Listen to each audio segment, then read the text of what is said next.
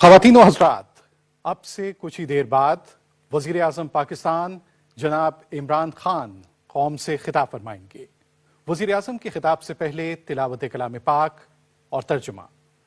अऊज़ु बिल्लाहि मिनश शैतानिर रजीम।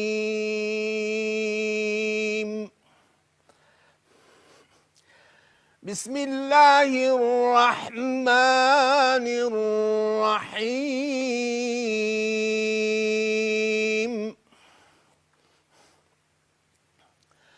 उदउ रब्बकुम तदर्रुअन व खुफ़ियतन इन्नहु ला युहिब्बुल मुअ्तदीन।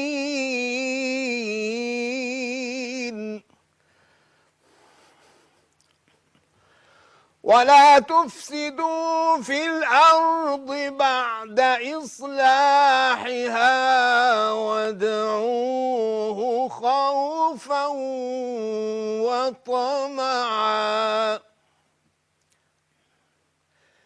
इन्न रहमतल्लाहि क़रीबुम मिनल मुहसिनीन।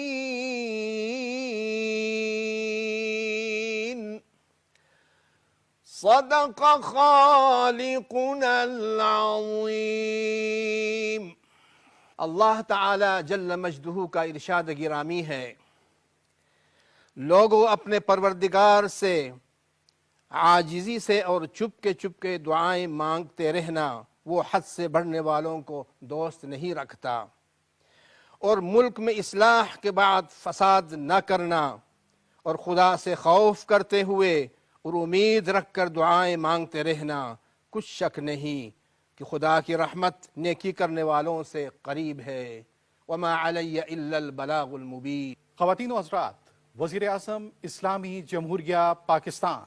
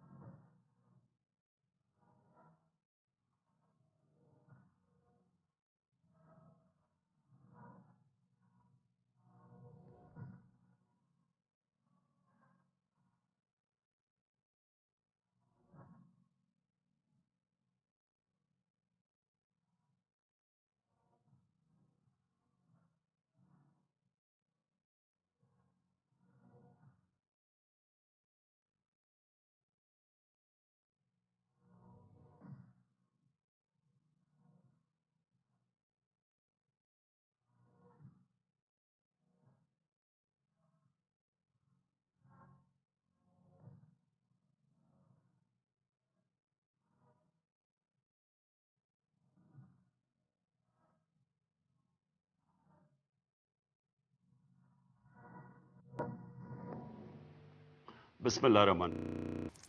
मेरे पाकिस्तानियों, आज मैं आपके सामने सिर्फ इसलिए आया हूँ कि एक सुप्रीम कोर्ट का फ़ैसला आया और उस फ़ैसले का जो एक छोटे से तबके ने रद्द अमल दिया, उस फ़ैसले के ऊपर जिस तरह की ज़ुबान इस्तेमाल की, मैं मजबूर हूँ आज आपसे बातचीत करने के लिए।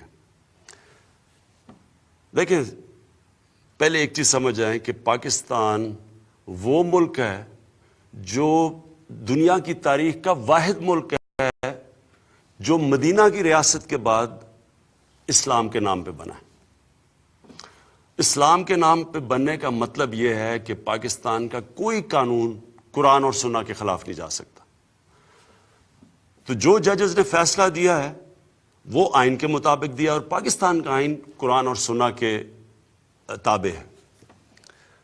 अब जिस तरह की ज़बान इस्तेमाल की गई है पाकिस्तान के सुप्रीम कोर्ट के जजेस के ऊपर, ये कहना कि वो फैसले के बाद वाजिबुल कत्ल है और फिर वहीं नहीं रुकना, फिर ये कहना कि पाकिस्तान के जो आर्मी चीफ हैं वो गैर मुस्लिम हैं और जनरल्स को कहा जा रहा है और फौज को कहा जा रहा है कि आर्मी चीफ के खिलाफ बगावत करो। मैं पहले तो इधर से शुरू करता हूं। اپنی حکومت کی پہلے آپ سے بات کرتا ہوں۔ دیکھیں، میں بار بار یہ کہہ بیٹھا ہوں کہ پاکستان انشاءاللہ جب ایک عظیم ملک بنے گا تو وہ مدینہ کی جو ریاست کے جو اصول تھے ان پہ چل کے بنے گا۔ میرا یہ ایمان کا حصہ ہے کہ جب تک ہم جس مقصد کے لیے پاکستان بنا تھا، اسلامی فلاحی ریاست، اگر ہم وہ نہیں بنائیں گے پاکستان کو تو اس کا کوئی مستقبل نہیں ہے۔ میں یہ بھی سمجھتا ہوں کہ انسان کا ایمان مکمل ہی نہیں جب تک نبی صلی اللہ علیہ وسلم سے انسان عشق نہیں کرتا۔ ہم نے عملی طور پہ اس حکومت نے وہ کام کیا جو آج تک کبھی کسی نے نہیں کیا، کسی پاکستان کی حکومت نے نہیں کیا۔ جب ہالینڈ کے اندر وہ جو ڈچ پارلیمنٹیرین تھا اس نے ہمارے نبی صلی اللہ علیہ وسلم کی شان میں گستاخی کی اور وہ خاکے نکالے، تو واحد مسلمان دنیا میں ہمارا ملک تھا جس نے ان سے کمپلین کیا، فارن منسٹر سے بات کی، ان کے ایمبیسڈر سے بات کی، اور یہ پہلی دفعہ ہوا ہے کہ انہوں نے اس ڈچ پارلیمنٹیرین سے خاکے وڈرا کروائے، وہ واپس ہٹے۔ یہ کبھی پہلے نہیں ہوا۔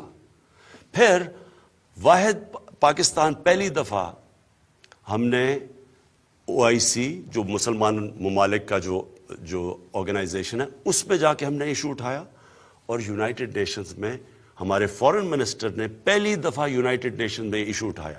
اس کا نتیجہ کیا ہوا کہ European court of human rights اس نے پہلی دفعہ فیصلہ کیا کہ نبی صلی اللہ علیہ وسلم کی شان میں گستاخی کرنا آزادی رائے میں نہیں آتا۔ یہ پہلی دفعہ ہوا ہے۔ میں صرف آپ کو یہ بتا رہا ہوں کہ ہم یہ صرف باتیں نہیں کرتے، ہم نے عملی طور پہ کر کے دکھایا ہے کہ ہم واقعی اپنے نبی صلی اللہ علیہ وسلم کی شان میں کسی قسم کی گستاخی نہیں دیکھ سکتے۔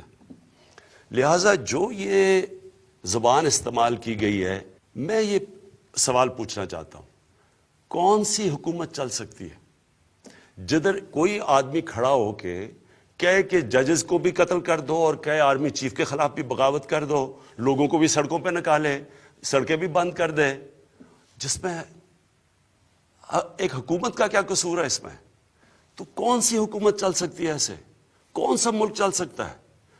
آگے ہم اتنے مشکل معاشی بحران سے نکل رہے ہیں۔ میں اور میری جو کیبنٹ ہے، میں آپ کو یہ بتاؤں کہ ہم نے ایک دن کی ابھی تک چھٹی نہیں لی۔ ہم مسلسل لگے ہوئے ہیں کوشش کرنے کہ اپنی قوم کو نکالیں، اپنا جو اس ملک میں پسا ہوا غریب آدمی ہے اس کے لیے حالات بہتر کریں۔ جو ہم دنیا سے، باقی دوست ممالک سے بات چیت کر رہے ہیں کہ یہاں سرمایہ کاری کرو آ کے، اس کا مقصد ہی یہ ہے کہ یہاں بے روزگاری کم ہو یا غربت کم ہو۔ اب اگر اس طرح کی حرکتیں کرنی ہے کہ آپ سپریم کورٹ کے فیصلے اگر آپ کو پسند نہیں آئے، یعنی یہ کہنے کی یہ کوشش کر رہے ہیں کہ اگر سپریم کورٹ ان کے کہنے کے مطابق، ان کی من پسندی کے مطابق فیصلہ نہیں کرتا تو اس کا مطلب یہ فیصلہ ہی نہیں مانتے، اس کا مطلب سڑکوں پہ آ جائیں گے، ملک کو روک دیں گے۔ یعنی کوئی ملک چل سکتا ہے ایسے؟ اور اس کا نقصان کس کو ہے؟ ہمارے پاکستانیوں کو، عوام کو نقصان ہے، غریب لوگوں کو نقصان ہے۔ سڑکیں بند کر رہے ہیں، لوگوں کی روزگار جا رہا ہے۔ جو بیچارہ دیہڑی میں جس نے آ کے مزدوری کرنی تھی، جب ملک رک جائے گا وہ کدھر سے بچوں کا پیٹ پالے گا؟ تو میں آج اپنی عوام سب سے یہ کہنا چاہتا ہوں، کسی صورت آپ کو اکسانے نہیں دینا۔ یہ کوئی اسلام کی خدمت نہیں ہو رہی، یہ ملک سے دشمنی ہو رہی ہے۔ یہ ملک دشمن عناصر اس طرح کی باتیں کرتے ہیں کہ ججز کو قتل کر دو اور فوج میں بغاوت ہو جائے۔ یہ فوج نے ہمیں ایک بڑی مشکل جو جنگ تھی، دہشت گردی کی جنگ سے ہمیں نکالا ہے۔ انہوں نے قربانیاں دی ہوئی ہیں۔ آپ جب کہیں گے کہ فوج آرمی چیف کے خلاف، اور جھوٹ بول کے کہ وہ مسلمان نہیں ہیں آرمی چیف، ان کے اوپر اکسائیں گے، نقصان کس کا ہے؟ فائدہ کس کا ہے؟ پاکستان کے دشمنوں کا ہے۔ تو میں آج آپ سب سے، اپنی عوام سے اپیل کر رہا ہوں، اپنے ملک کی خاطر جو یہ اپنی سیاست چمکانے کے لیے آپ کو اکسا رہے ہیں، آپ نے ان کی باتوں میں نہیں آنا۔ یہ کوئی اسلام کی خدمت نہیں کر رہے، یہ صرف اپنی ووٹ بینک بڑھا رہے ہیں۔ میں ان عناصر کو اپیل کرتا ہوں کہ ریاست سے نہ ٹکرانا، میں آپ کو یہ اپیل کرتا ہوں کہ اس ملک کی خاطر جو کہ مشکل برات سے نکل رہا ہے اور اللہ کا شکر ہے آگے اچھا وقت آ رہا ہے، آپ اپنی سیاست چمکانے کے لیے، اپنے ووٹ بینک کے لیے اس ملک کو نقصان نہ پہنچائیں۔ اگر آپ یہ کریں گے، میں آپ کو یہ واضح کر دوں کہ ریاست اپنی ذمہ داری پوری کرے گی، لوگوں کی پراپرٹیز، لوگوں کی جان اور مال کی حفاظت کرے گی۔ ہم کوئی توڑ پھوڑ نہیں ہونے دیں گے، ہم کوئی ٹریفک نہیں رکنے دیں گے۔ میں آپ کو اپیل کرتا ہوں کہ ریاست کو ادھر تک نہ لے کے جائیں، وہ مجبور ہو جائیں ایکشن لینے کے لیے۔ پاکستان پائندہ باد۔